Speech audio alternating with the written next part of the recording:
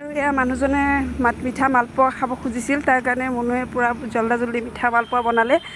আৰু এইফালে মালপোৱা বনালে, এইফালে গাখীৰ চাহৰ লগত পূৰা মজাকৈ খাম এতিয়া।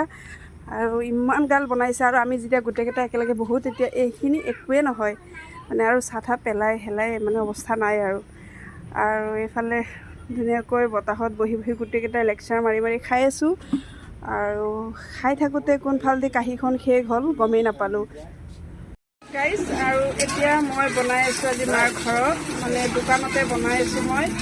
এইফালে মাছ বনাইছোঁ, দেখিছেনে?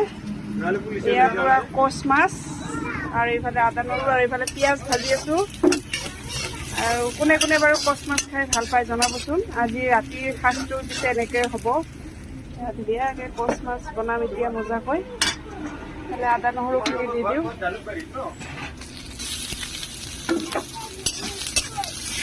কোনে কোনে বাৰু খাই ভাল পায় জনাবচোন।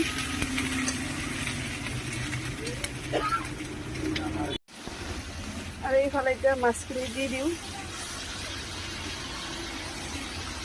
আজি মাছখিনি নাভাজা কৰিয়ে বনাম।